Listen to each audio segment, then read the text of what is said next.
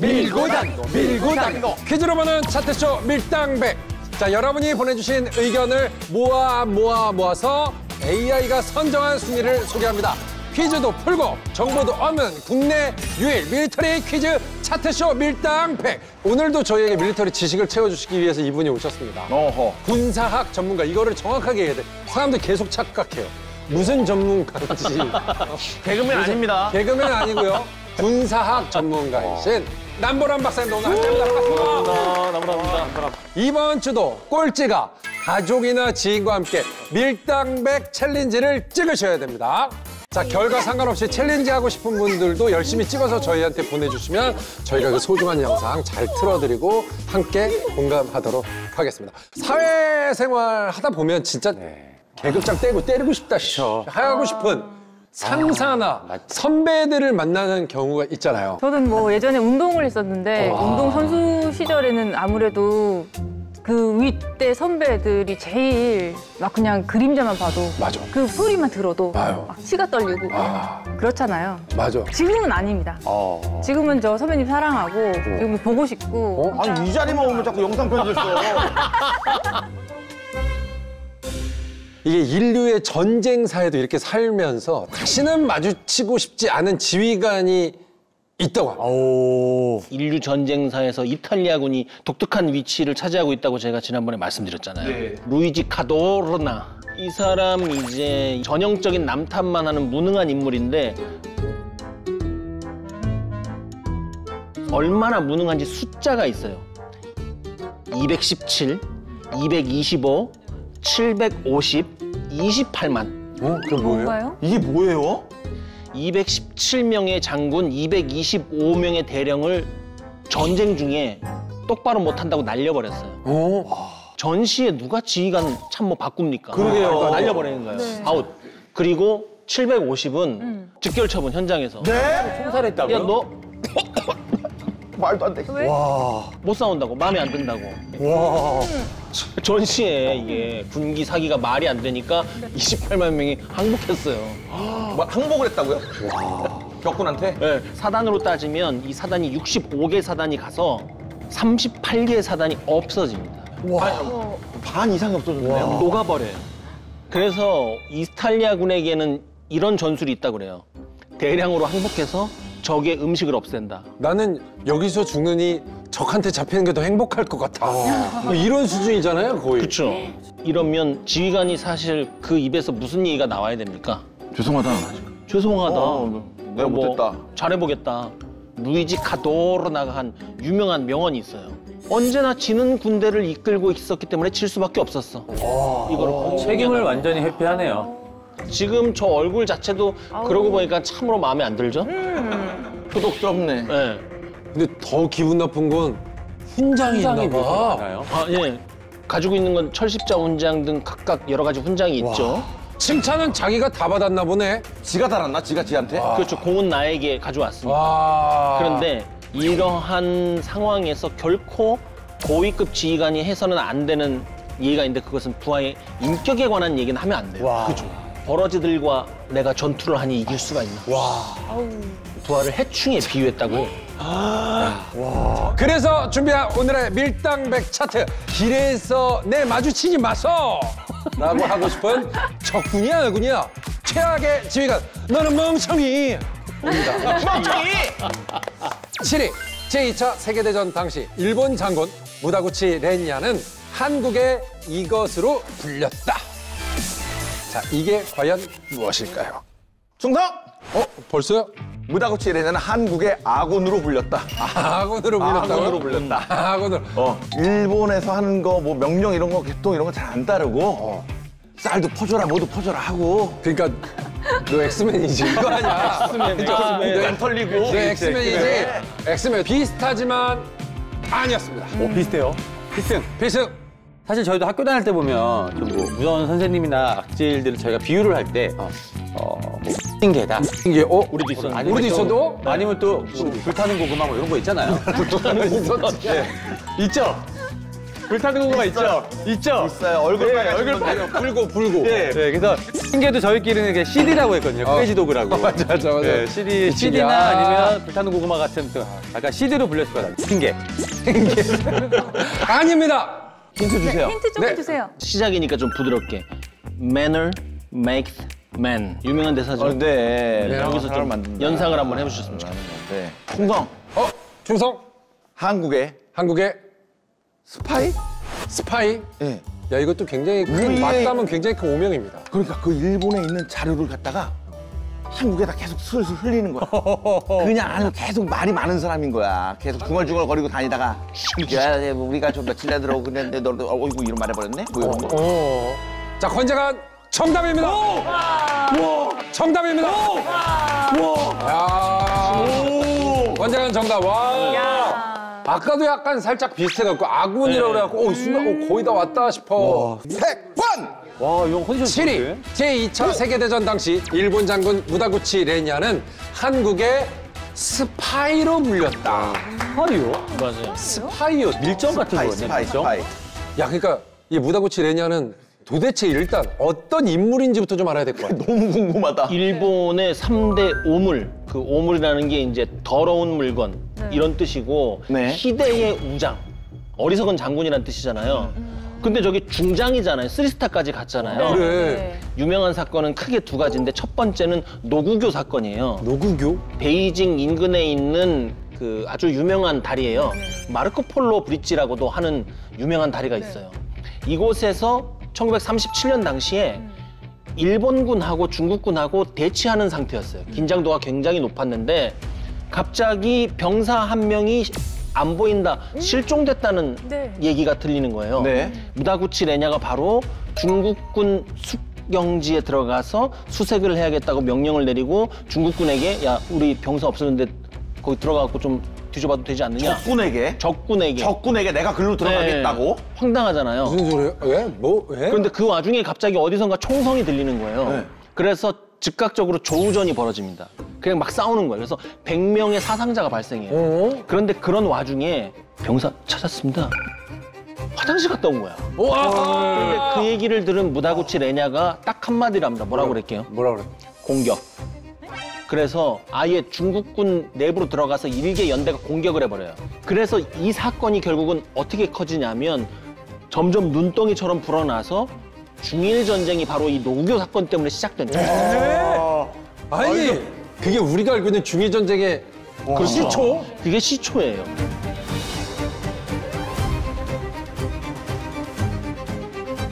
그리고 난징 대학살 사건. 왜? 이것도 노구교 사건에서 결국 굴러간 눈덩이가 거기까지 간 겁니다. 이게 어떻게 될 일이야, 도대체 이게. 이러니 오물이라는 소리를 듣는 거죠. 두 번째는 네. 임팔 작전, 혹은 임팔 전역이라고 얘기를 해요. 들어본 거 같아. 여명의 눈동자의 시작 배경이 되는 그 작전이 바로 임팔 작전이에요. 예? 버마에 있는 일본군이 300여 킬로미터 떨어진 인도 북동부를 점령을 해서 영국군의 보급선을 끊겠다고 해서 출발한 작전입니다. 일단 이 자체가 황당해요. 거기 밀림이고 산이 3,000m입니다. 네. 거기 그러한 산맥이 3개나 있어요. 네. 그걸 넘어서 가야 되는 거예요. 그런데 무다구치 레냐의 머릿속에는 작전, 속도, 공격밖에 없었어요. 이 얘기는 군수, 보급, 증원 이런 게 없는 거예요. 빨리 가서 빨리 이걸 끝내라. 한 사람이 최고야. 네. 그러니까 밑에서는 어떻게 하느냐 하면 거기까지 가다가 다 죽습니다. 네. 뜯어 뭘 말려야지. 먹습니까? 뜯어 말려야지. 네. 그랬더니 무다구치 레냐가 명언을 하나 남기죠. 뭐라고 남겨요?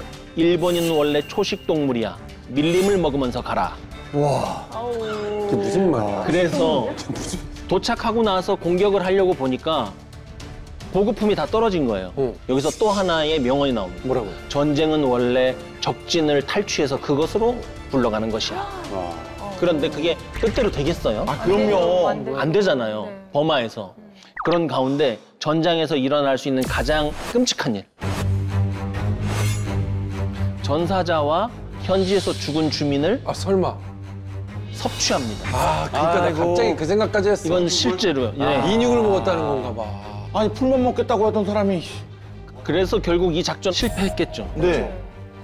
그 실패의 원인을 제공한 것이 바로 무사구치대냐입니다. 이 정도로 전쟁에 실패하고 욕먹으면 진짜 막 큰일이 벌어질 수 있었을 텐데 어떻게 뒷배가 살았어? 좋았어요. 만주파라고 해서 만주에 있는 그 파벌에 들어갔기 때문에 그들이 보호를 해줬고 정치적으로는 국내의 유신파와 연결이 돼 있어서 출신, 그다음에 파벌, 정치 계열 여기에서 완벽히 보호를 받고 있었기 때문에 중장까지 올라갔던 것이죠. 아니 근데 이 정도 실패하면 사실 우리가 아는 뭐 이런 전쟁 영화 보면은 막 큰 잘못을 해가지고 막 곤장을 맡든지 네, 오게 혼나야 되는 거 아니에요? 처벌을 받아야죠. 처벌을 받아야 될 거 아니에요? 어떻게 됐어요? 처리하려고 보니까 아군인 거야. 주로 일본군을 죽인 거예요. 그러니까 네. 자기 표를 죽인 거야. 적군을 못 죽였어. 많이. 땡큐. 땡큐인데? 어. 그래서 전범 처리를 재판을 받았으나 큰 처벌은 받지 않고 1년 정도를 재판을 받다가 석방. 와. 너는 죄를 따질 게 없다. 암만 생각해도 하고서 걔는 일본 사람들이 정말 싫어하겠네요. 어둠의 독립운동가였다. 이러한 조롱 섞인 오히려. 문법이 있습니다. 내냐? 땡큐. 땡큐. 땡큐. 왔습니다. 잘했어요. 네. 최악의 지휘관. 너는 멍청이. 6위 보도록 하겠습니다. 중일 전쟁 당시 국민당 통수권자였던 장제스 휘하에 있던 장군이자 배신의 아이콘이라 불렸던 탕성즈 장군은 이것을 없애고 살아남았다. 입니다. 여기 사진이 있네. 지금 딱 배신하고 난 다음에 얼굴이에요. 배신하고 난 다음에 찍은 것 같은데. 네. 네. 표정이 좀 그렇네요. 표정이 지금 방금 배신했어. 맞아요. 충성. 네. 예. 북기를 갖다 없애고 나서 나라를 팔아먹은 거야. 하고선 얘는 살아남은 거야. 그 다음에 살아남아갖고. 권장한 아닙니다. 이런. 힌트. 1번. 힌트. 가슴을 대인 것처럼 눈물에 배인 것처럼. 아, 너무 잘해서 힌트 2번까지 가도록 하겠습니다. 네. 자, 힌트 2번 바로 주시죠. 이거 알면 약간 옛날 세대야. It's mine, it's mine. 이거 뭐죠? 이거 뭐지? 아 귀여워. 아니 여러분, 개그맨 아닙니다. 군사학 전문가십니다. 군사학 박사님이시고요. It's mine. 뚠뚠뚠 뚠뚠뚠. 동작 잘 부탁드립니다. 그러면은 단결. 단결. 네. 뭐 딱 말씀하신 대로 이 나열을 하면은 도망가는 길을 없애고 나는 살아남았다? 도망가는 그렇게 길을 거예요? 없애고 살아남았다. 도망가는 길? 자, 정답은 박은하입니다. 박은하였어요. 6위. 중일 전쟁 당시 탕성즈 장군은 도주로를 없애고 살아남았습니다. 아, 자기의 도주를 없애고요? 배신의 아이콘. 네. 그리고 장제스와의 관계를 이해하려면 당시 군벌 시대를 이해를 해야 돼요. 군벌 시대는 왕조나 중앙집권 체제의 권력이 무너졌을 때 각 지방에 있는 무력의 소지자들이 그 무력을 바탕으로 난립하는 것을 얘기를 합니다. 말 그대로 엉망진창이란 뜻이죠. 네. 이 군벌들 중에 한 명이 지금 우리가 보고 있는 저 탕성즈였던 거예요. 장제스로서는 이 탕성즈를 비롯한 군벌들의 눈치를 보지 않을 수 없는 거죠. 그치. 전쟁 와중에 권력은 군벌들이 갖고 있으니까. 이 탕성즈는 원래 장제스하고 라이벌이었고 서로 적대시하는 인물이었어요. 그런데 장제스가 결국은 공산 세력을 전부 숙청함으로써 권력을 탁 잡은 순간에 이 탕성즈가 역으로 쿠데타를 일으켜요. 그래서 둘이 싸우는데 대패해서 도망갑니다. 그런데 장제스는 이 탕성즈를 용서를 하고 자기 자신의 휘하로 끌어들입니다. 아까 말씀드린 그 군벌들의 눈치를 보지 않을 수 없기 때문에. 네. 그렇게 해서 한 번 용서를 해줘요. 네, 살려줬네요. 네. 그리고 나서 이 탕성즈를 반란군 진압부대의 지휘 임무를 탕성즈에게 맡겼어요. 그런데 이 반란군하고 손을 잡고 오히려 장제스를 공격해요. 또? 인간 고쳐 쓰는 거 아니라고 생각해요. 그런데 장제스가 다시 한번 용서를 해요. 아, 그 사람은 뭐야? 그 사람 뭐야, 진짜? 어떻게 그렇게 용서를 하죠? 장제스로서는 이미 배신을 한 사람을 한 번 용서해 줬는데 또 배신을 했다는 소문이 나면 오히려 장제스의 권력에도 누수가 생길 수밖에 없는 거잖아요. 그러니까 울며 겨자 먹기 식으로 계속 용서를 해준 거예요. 그런데 이때 무슨 일이 있었냐 하면 국민당에 수도가 난징이었어요. 이 난징이 일본군에게 빼앗길 위기에 놓입니다. 이때 장제스가 얘기하죠. 여기에 난징을 지킬 자 누구 없음둥? 없음둥은 아, 네. 없음둥. 약간 비슷하죠? 없는 둥. 그때 누가 손을 딱 드는 거예요. 제가 해보겠습니다. 딱 손을 들 누군가 봤더니 탕성진 거예요. 또 얘야. 불안하다. 불안해. 위수사령관 임무를 그래서 준 거예요. 말아먹습니다. 아주 시원하게 말아먹어요. 보급품을 운송하고 병력을 운송하기 위해서 도로를 깔아주는데 내 후방에서 나의 전방으로 들어오도록 도로를 까는 게 아니라 앞에서부터 들어올 수 있도록 도로를 돌려요. 그게 나중에 일본군이 들어오는 거의 잘 깔린 고속도로가 됩니다. 이거 갖고 와라. 일로 와라. 그래서 일본군한테 당하면 항상 대량 피해가 발생합니다. 그렇죠. 그리고 또 모든 권력을 내가 쥐고 내가 중앙 지휘 통제를 해야 된다는 그러한 관념에 사로잡혀서 하나하나 다 보고 해야 돼요. 전방에 와도 쏠까요 말까요를 물어봐야 되는 거죠.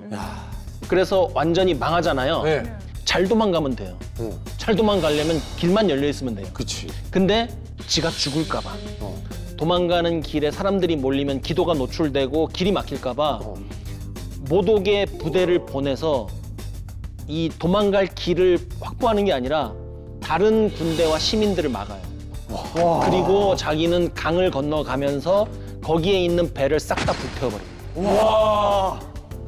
그런데 일단 일본군은 못 도망가고 배가 타서 남아있던 시민, 폐잔병 등을 학살합니다. 이게 우리 잠깐 아까 얘기 나왔던 이게 난징 대학살이에요. 몇 명? 30만 명. 와, 이게 난징 대학살이구나. 와, 이 난징 대학살에 나오는 이 장군이 탕성수 장군인데 지금 처음 알았네. 멍청한 줄만 알았지 진짜 나쁜 놈이네요. 진짜 나쁜 놈이에요. 사형이야 이거는 무조건. 당연하죠. 네. 야, 이거 말도 안 돼. 장제스도 문제가 있어요. 또 용서해요. 나 진짜. 참 진짜 자기 자신의 과오를 덮기 위해서 계속 용서하는 방향으로 간 거죠. 근데 이제는 자리를 줘서 어디다 두기가 너무너무 두렵습니다. 그래서 너 가서 쥐 죽은 듯이 있어라 하고 이제 후난성에 보내서 거기에 잠자코 있었어요. 근데 문제가 뭐냐 하면 중국 내에 국민당파와 공산당파가 서로 내전을 통해서 장제스와 마오쩌둥이 전쟁을 벌이기 시작하죠. 그래서 중국의 운명을 놓고 국민당군과 공산당군이 싸우는 국공내전. 그렇죠. 네. 여기에 또 인재가 필요한 거예요. 네. 인재가 아닌데 왜 왜 인재가 자꾸 걔를 왜 자꾸 아니, 설마 그 인재가 또 가요? 또야? 그래서 상성지가 뭔데 왜? 장제스가 이 탕성즈를 그래도 군벌 출신이고 네트워크가 있잖아요. 고용하려고 이렇게 봤는데 와 없네? 어디 가고? 상대팀에 가 있겠지. 공산당? 어디? 공산당파에 가가지고 아니, 설마 공산당에 있었다고요? 그래서 문화 대혁명 당시에 반동분자로 몰려서 수감이 됐고 아, 큰 고생을 하고 나중에 사망합니다. 구급차 하나만 불러놓고 계속 해야 될 것 같을 정도로 진짜 혈압이 너무 올라. 나 아까 지금 저희가 다 40대여가지고 좀 힘들거든요. 지금 이거 좀 지금 네, 좀 배려해 주세요. 이거 혈압 재는 거 뭐 하나 네. 아무튼 좋습니다. 자, 이제 다음 순위 또 만나보도록 하겠습니다.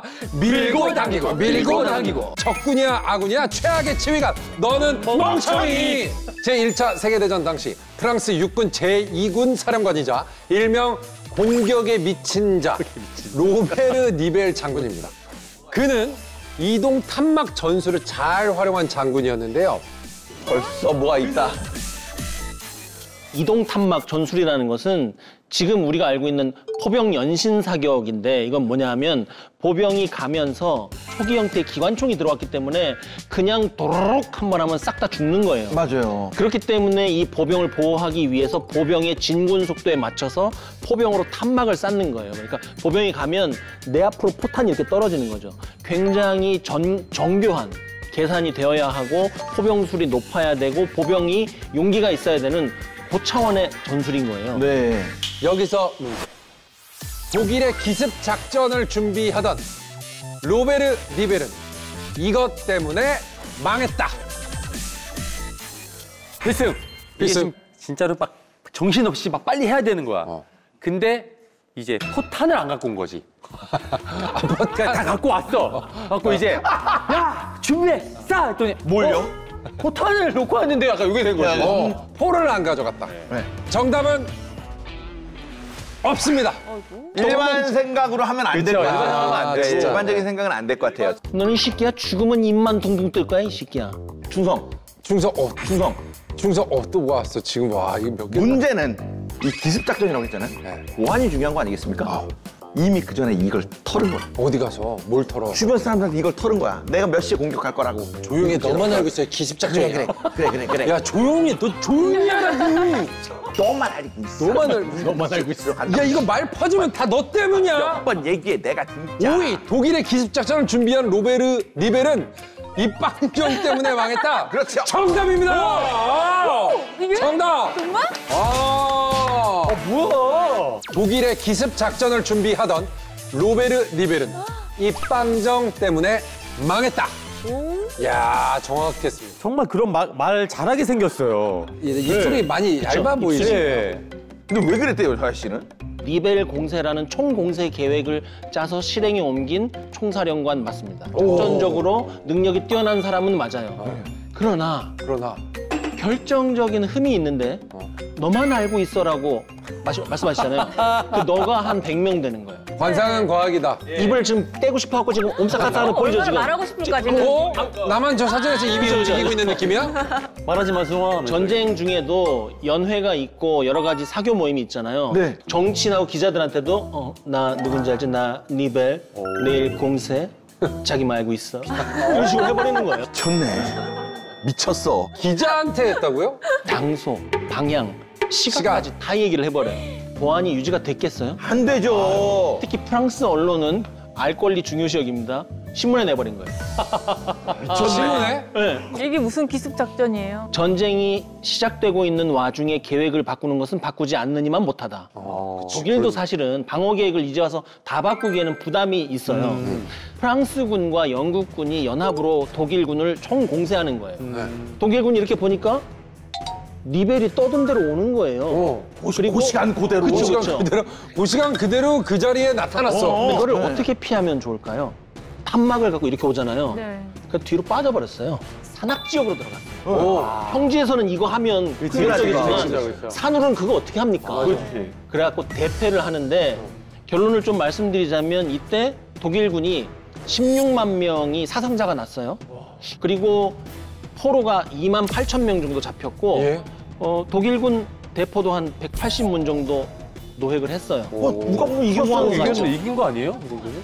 그런데 프랑스군, 영국군은 2배의 피해가 났어요. 아이고야. 18만 명, 15만 명. 이거는 훨씬 더 손해가 큰 거죠. 그럼요. 결국은 리벨은 사령관 자리에서 내려오고 맙니다. 근데 내려왔을 때 내 부하들 잘못이다. 나의 계획과 내가 만든 이 이동 탐막 전술을 완벽하다.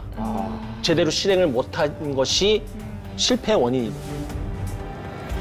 아우 너무 싫다. 진짜 우리나라 없어도 감사합니다. 야, 권장관님이 지난주부터 야, 너무 좋은데요? 상승세요. 2개. 2대 0대 1. 적군이야, 아군이야, 최악의 지휘관. 너는 멍청이. 자, 4위 또 일본입니다.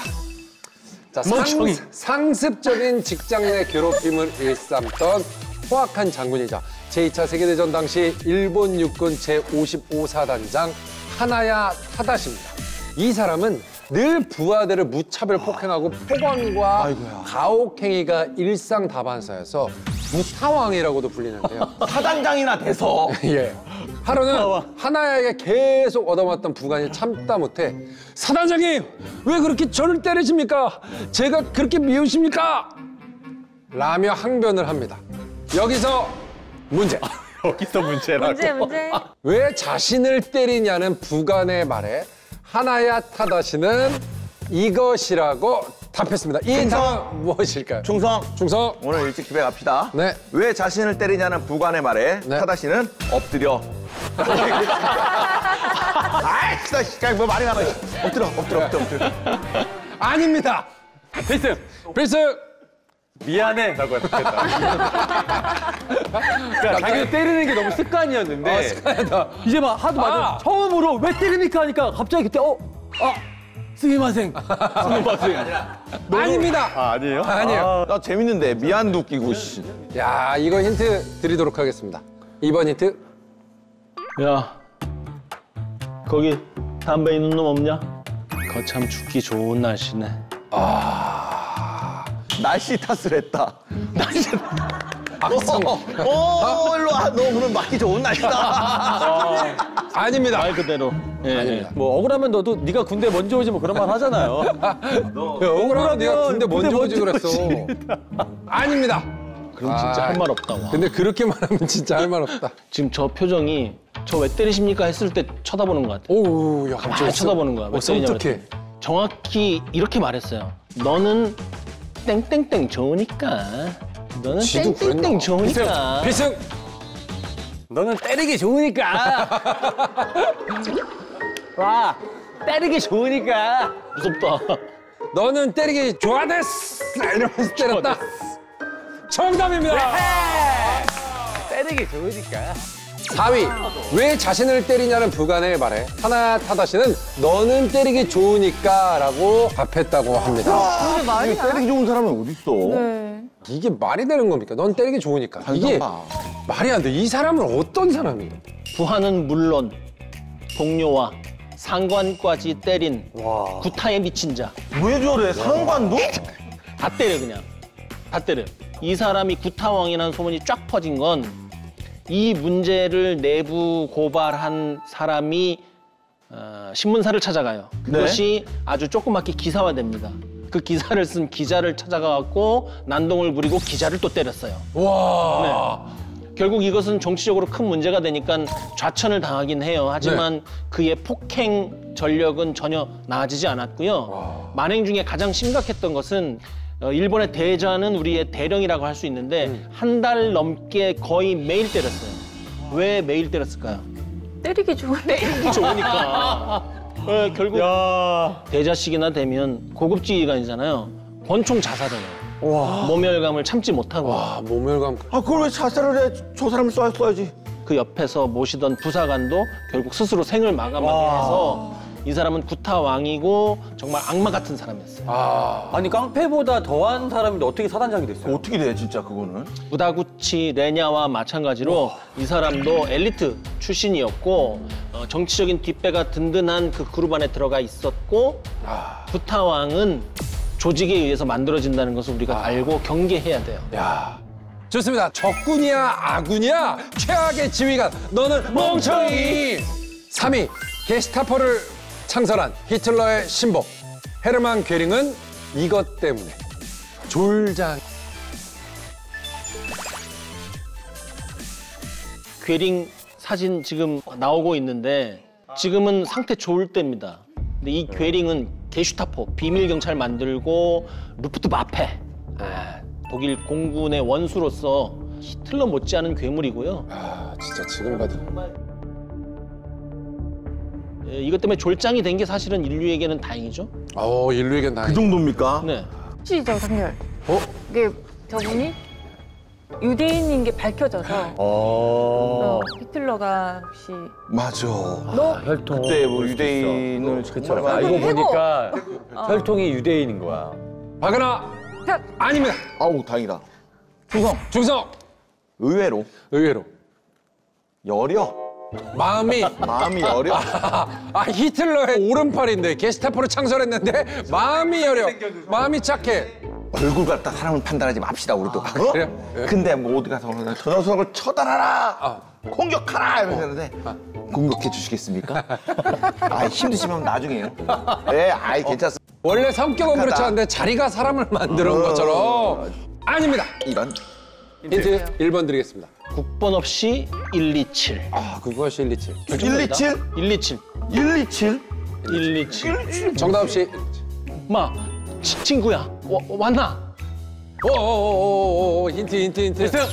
필승. 네, 왔나 친구야 할 때 졌는데 거기서 알았습니다. 왔어요. 거기서 왔어요. 뭡니까? 야, 이 갑자기 잘 맞추기 예. 시작해요. 마약 때문에. 마약 때문에. 예, 졸장이 됐다. 정답입니다.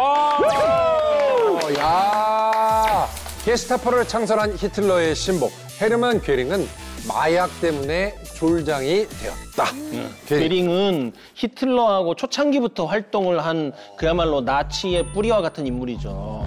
그 유명한 미넨 맥주얼 사건부터 시작해서 또 로마 진군에도 결정적인 요소마다 헤르만 괴링이 있었는데, 그런데 어느 날 젊은 시절에 제압하기 위해서 쏜 총알에 영 좋지 않은 곳, 우리가 생각할 수 있는 가장 불행하고도 자극적인 곳에 맞았습니다. 어떡해. 네. 벌써 너무 싫어. 정말 너무나 심각한 부상을 입게 되죠. 그래서 그게 합병증, 여러 가지 후유증이 남습니다. 그 상황에서 고통이 너무 크니까 기댈 수 있는 곳은 모르핀이었던 거죠. 모르핀이었구나. 마약성 진통제. 근데 그 와중에 뭐 제대로 된 처방을 받았던 것도 아니고, 당시에 그 모르핀 같은 그 중독성 진통제에 대한 경각심도 없었기 때문에 계속해서 용량이 늘어가는 것이죠. 그러면서 제정신이 아닌 사람을 자기 자신의 오른팔에 둔 사람은 결국 같이 망하는 거죠. 그렇죠. 우리로서는 다행이지만 히틀러의 나팔수이자 심리전의 대가 괴벨스 일기에 괴링에 대한 욕이 얼마나 많이 나오는지 몰라요. 그러니까 그 분노를 거기다 푸는 거죠. 괴벨스가 괴링이 약 먹고 미친 짓 계속 하니까 괴링이 늙어빠진 미친놈, 과대망상에 사로잡혀서 모든 사람을 매정하게 대한다. 이 쓸모없는 뚱보 빨리 떠났으면 좋겠다라고 얘기를 하는데, 뚱보라는 것은 약의 부작용입니다. 우리가 괴링 보면 사실은 패셔니스트라고 할 만한 긴 로브에 긴 옷을 많이 입고 있어요. 그것은 몸을 감추기 위한 것이었다. 와, 몸이 엄청 크네요, 근데 확실히. 이 약에 취해 있다 보니까 소유욕과 이 과시욕이 너무 강해져가지고 군복을 막 실크로 만들어서 입고, 그것을 막 수십 벌을 갖다 놓고 교체해서 입고, 이런 일도 있고, 또 나치 독일군이 저지른 아주 심각한 범죄 중에 유럽에 있는 예술 작품을 다 훔쳐가고 저장해 놓고 그것을 자기들이 분자금으로 쓰려고 한 적이 있잖아요. 이게 이 괴링의 생각입니다. 그리고 뭐 더 이상 제 상태로 안 돌아오는 거예요. 그래서 일하다가 자기도 모르게 잠들어 있고, 잠들어 있는 이 괴링을 부하들이 침실로 데려가서 재워야 되고, 자고 있다가 일어나고 누가 나에다 데려다 줬냐고 막 승질내고, 그리고 뭐 메셔슈미트나 이런 독일제 전투기 보면 그 당시에 다 잡아먹었어요. 맞아요. 그 공군 때문에 네. 이 전쟁에서 이기고 있었다 이런 얘기가 있었잖아요. 그런데 노르망디 상륙 작전은 어쨌든지 간에 독일의 구역 안에서 싸우는 거잖아요. 네. 훨씬 더 공군을 운용하기에 유리하죠. 유리합니다. 그렇죠. 내 홈그라운드지. 그렇죠. 네. 그런데 양측의 이 전력 비율을 보면 처음에 300대 1만이었어요. 그래요? 연합군의 공군기는 1만 대를 동원할 수 있었고, 오. 300대밖에 안 된 이유는 본토의 공군을 집중을 해야 되는데 북아프리카 전선에 보내고 이탈리아 전선에 보내고 막 정신이 왔다 갔다 하는 와중에 공군을 찢어버린 겁니다. 이게 결정적인 패착이었다고 후일 얘기를 하죠. 그랬네.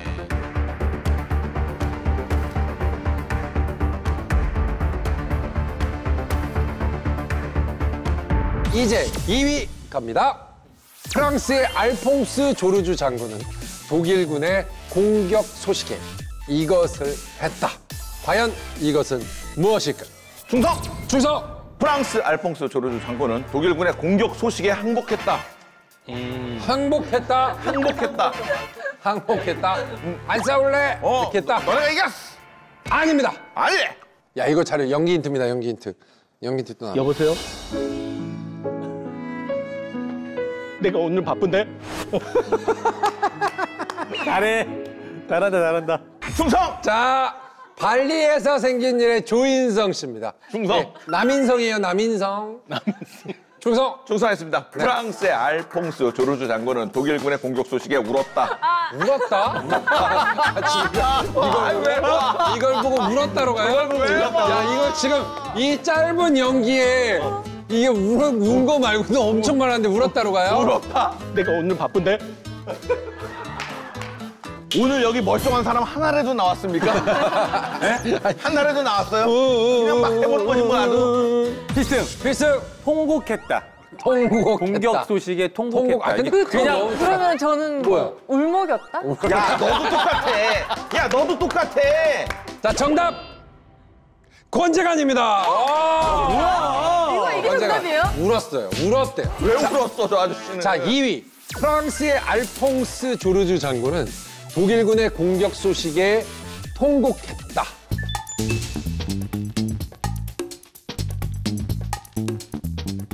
와, 눈이 슬퍼 보여요. 진짜 찌질하다, 찌질해, 진짜. 지금도 울다 찍으신 것 같은데? 아니, 사진도 울다 찍으셨는데, 지금? 총사령관이 울보였다는 얘기가 밖으로 새나가는 것은 어려운 얘기예요. 그렇죠. 그런데 이 당시에 사령부에 있었던 당시에 한 대위가 회고록을 쓰면서 그 사령부 내에서 조르주 장군이 의자에서 쓰러져서 우는 바람에 모든 사람들이 공포가 극대화됐다고 얘기를 한 거예요. 조르주 장군도 만만치 않은 별명을 갖고 있었어요. 이 사람은 베르댕의 방패라고 불렀어요. 베르댕의 방패.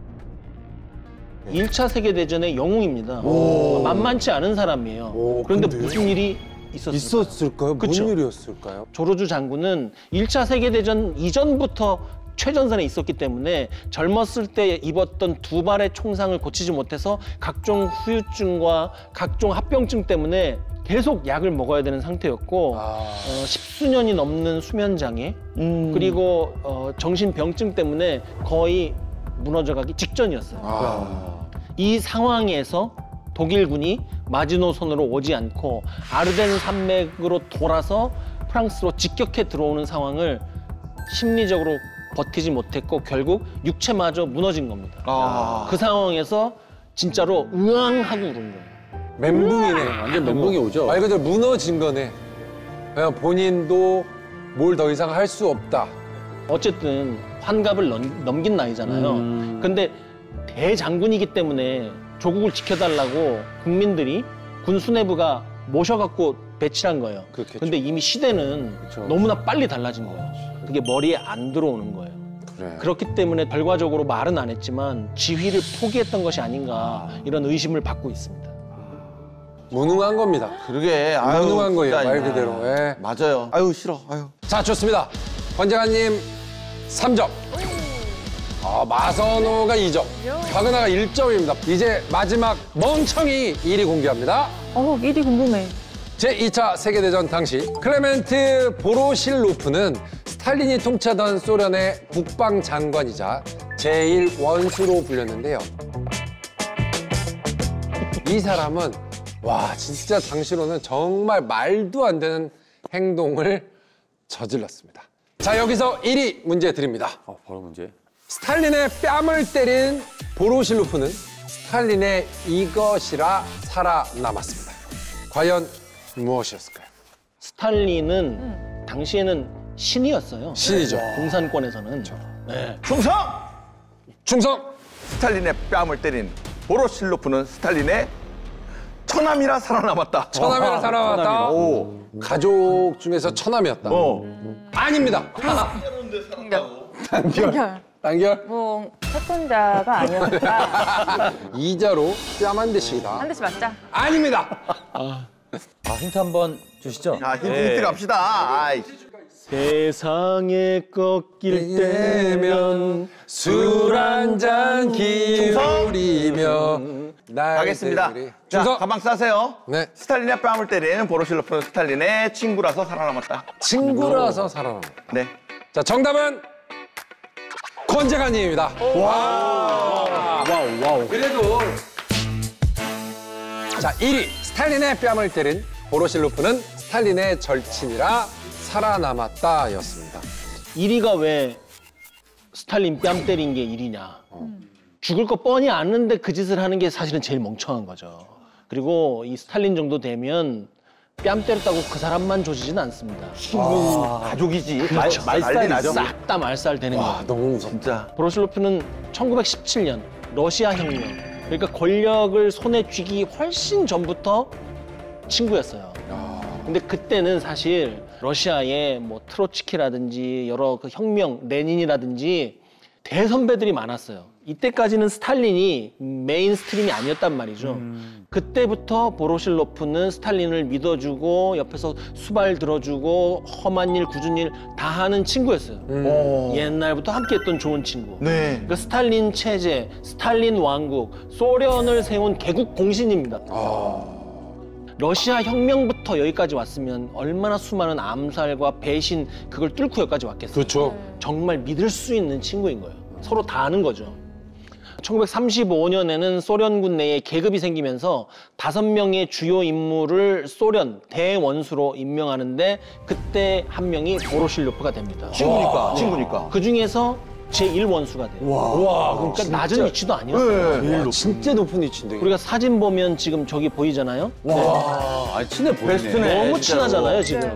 진짜 친한 친구만 할 수 있는 표정과 찐 표정이 나왔어요, 완전히. 네, 자세예요, 그죠? 근데 보로실로프가 네. 한 가지 일화가 있어요. 뭐요?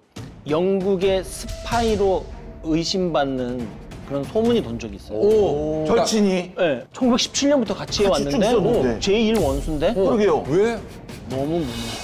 이 사람이. 군사적으로 너무 무능해. 스탈린 친구가 유일한 장점이에요.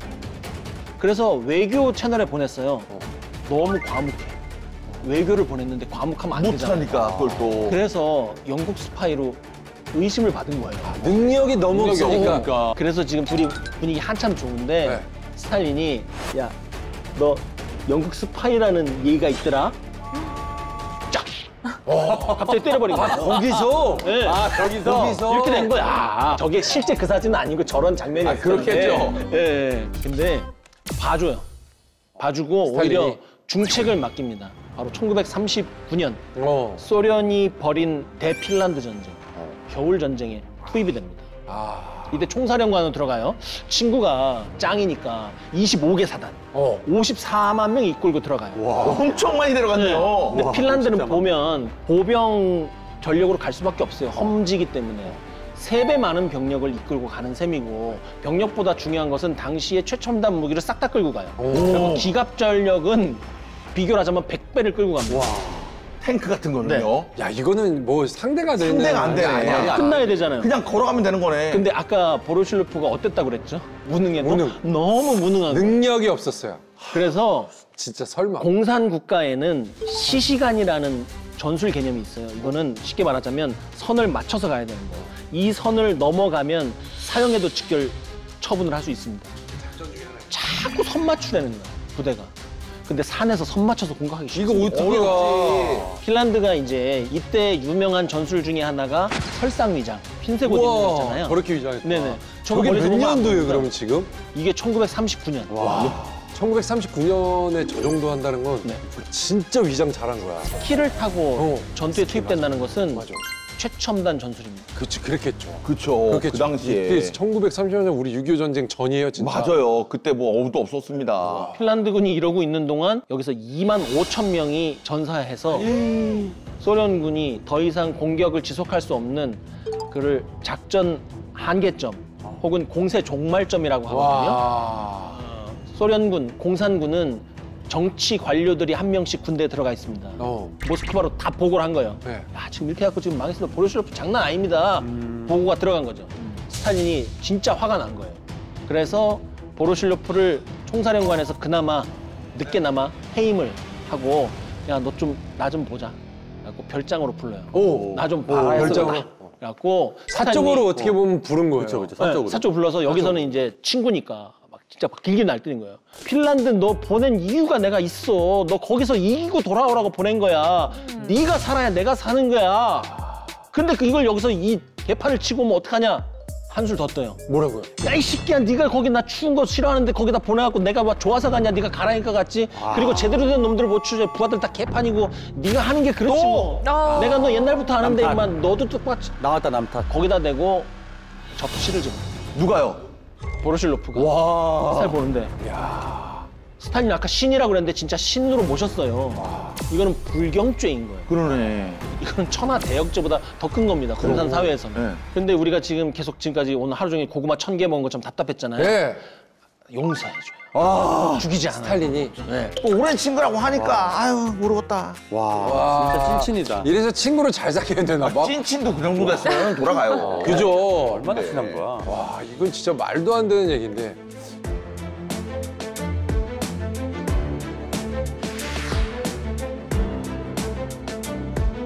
자, 오늘의 1위는 두구두구두구두구 오늘의 1위 권재관입니다.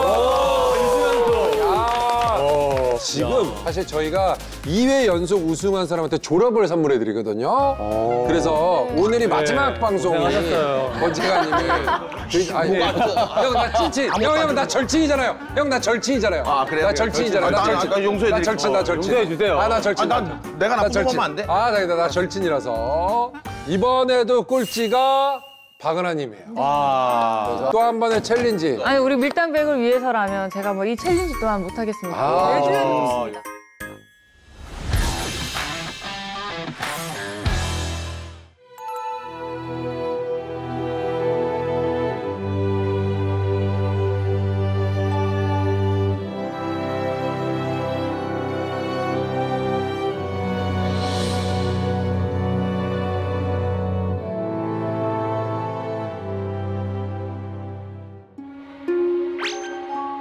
좀.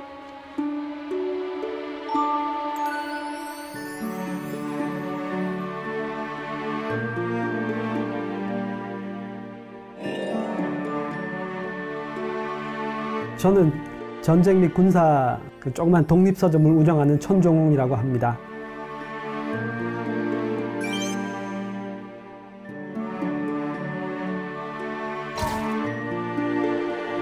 군서적만이야. 여기는 전략, 전술 그런 책들이 있는 곳입니다. 와, 전략 전술책 궁금하다. 여기서부터는 전쟁사로 주로. 모든 전쟁과 역사에 관련된 게 있는 거네요. 이건 뭐냐 하면 군사편찬연구소라는 곳이 좋은 책들을 굉장히 많이 만드는 곳입니다. 편찬 소장님이 여기 좀 갖다 놓고 전쟁에 대해서 좀 이렇게 연구한 사람들이나 보고 싶어 하는 사람들 볼 수 있도록 했으면 좋겠다라고 해서 다 품절되거나 없는 책들이 좀 많이 있습니다. 지금 사기가 힘든 책들이 많이 있고, 여기 책들은 영국이나 미국 같은 뒷골목에 가면 오래된 책들 파는 데들에서 이거 좋다 그러면서 몇 가지 수집해온 것들입니다.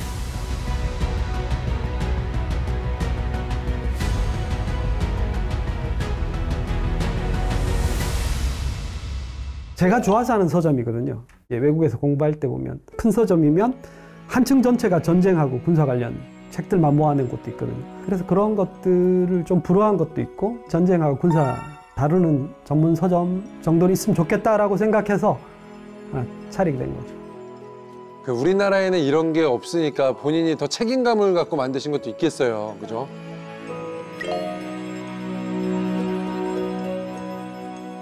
이건 부도입니다. 실제로 전쟁 같은 걸 굉장히 세부적으로 잘 이렇게 묘사된 책들입니다. 우와, 좀 입체적으로 그림도 그러네. 그리셨네. 이렇게 전쟁이 벌어졌다는 거. 전쟁의 모습을 굉장히 미시적으로 잘 이렇게 그려놓은 거죠. 어떻게 전투를 했고 전쟁에서 어떻게 벌어졌는 것들을 굉장히 세부적으로 잘.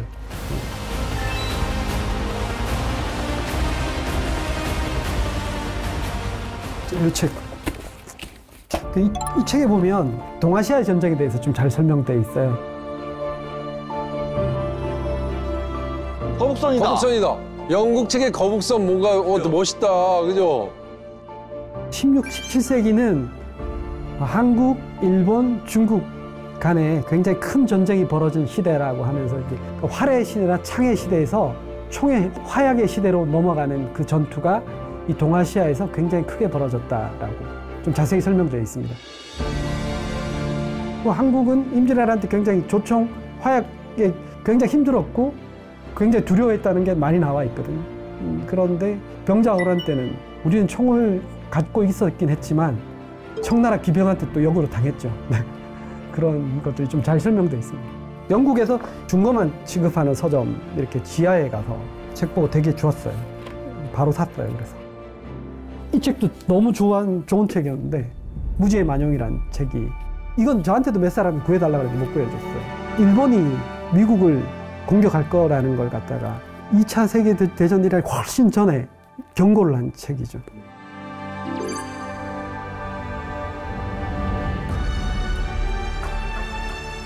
저 책을 보면은 일본군이 이제 침략할 것이라는 걸 아는데 뭔가 예측을 하는 책이었다는 거지.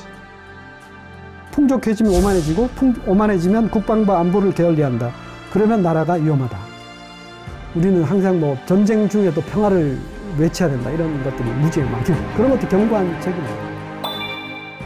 자유롭게 보셔도 되고 안 사셔도 되니까 와서 자유롭게 보시고 뭐 전쟁에 대해서 토론도 하고 저하고 얘기도 많이 하거든요. 아까 와서 오셨던 분도 우크라이나 전쟁에 대해서 저하고 얘기 좀 했었는데 뭐 그런 것들 자유롭게 하는 거죠. 여기서 전쟁과 군사 관련된 북토크나 그리고 뭐 조그마한 세미나 같은 것, 그다음 전쟁사 연구 모임도 같이 하고 있는 일종의 뭐 책도 팔지만 문화 플랫폼 뭐 그런 역할을 하는 곳이라고 생각하면 될 것 같습니다. 러시아의 우크라이나 침공 이유입니다. 그러니까 왜 러시아가 우크라이나를 침공을 했을까? 이건 굉장히 지정학적, 종교적으로 역사적인 것들 깊이 있게. 러시아 책임, 러시아가 전쟁을 왜 일으켰을까? 뭐 전체가 이제 책임이 있다는.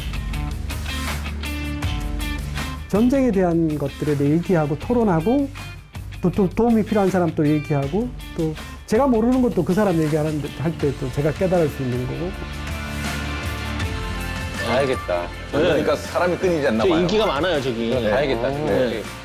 군사 혁신이 되었다라고 하는 그 지표가 뭐냐면 초급 간부들이 전쟁에 대해서 얘기하고 전쟁에 대해서 책에 대해서 논할 수 있는 그런 분위기가 예를 들어서 우리 간부들 사이에 이렇게 조성이 된다면 저는 군사 혁신이 됐다고 생각하거든요.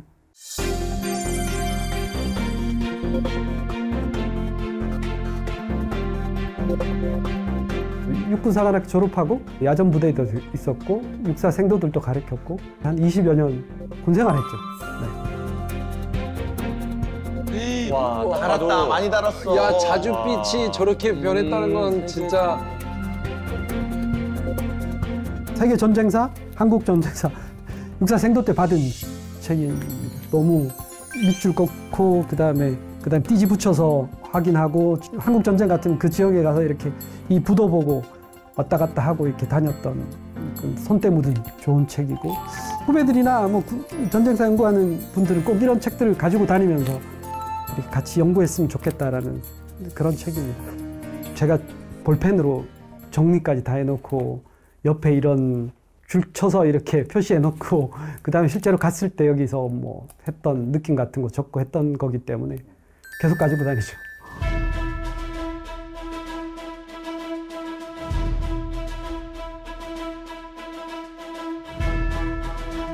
노르망디 상륙작전 지역들입니다. 세부적으로 이렇게 상륙 지역하고 뭐 공격했던 전적지 같은 것들이 나와 있는 지도고. 노르망디를 가보셨군요. 진짜 한번 해보고 싶어. 유럽을 자주 가세요. 이분 공부를 영국에서 하셨거든요. 네.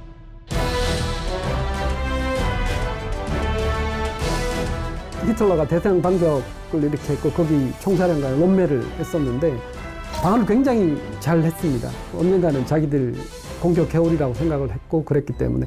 그런데 왜 노르망디를 했을까를 한번 다녀보면 압니다. 다른 지역은 굉장히 절벽 지역입니다. 밴드 오브 브라더스나 그 라이언 일병 구하기 보면 상륙하면서 다 이렇게 독일군한테 많이 이렇게 상륙 작전하면서 많이 죽잖아요. 끼리 바위 같은 것도 절벽 지역입니다.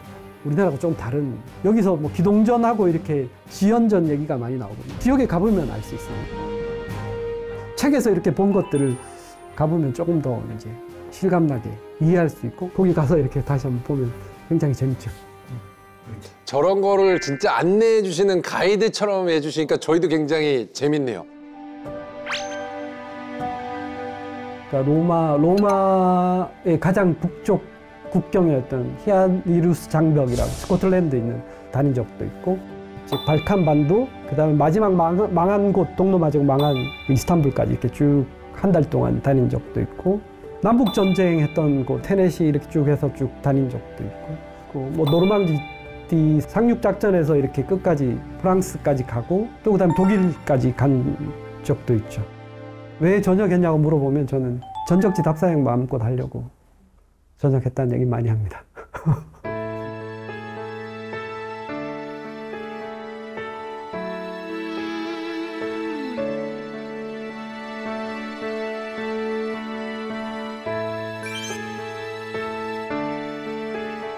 전방부대? 거의 다 돌아다녔죠. 그 21사단, 그 백두산 부대 동부 전선의 전쟁 전적지도 많이 갔었고 또 28사단, 6사단 이쪽 철원, 동두천 이 지역도 많이 갔었고 빨치산 전투한 것도 많거든요. 그런 쪽들 쭉 많이 다녔었죠. 전쟁이나 뭐 이러한 안보가 발전하려면 군인들만 해서는 안 되고 많은 사람들이 관심을 가지고 그거에 대해서 바르게 알고 그랬으면 좋겠다는 거죠. 관심 있는 분들은 좀 많이 와서 그런 문화 플랫폼이 되면 좋겠다라는 생각이 듭니다.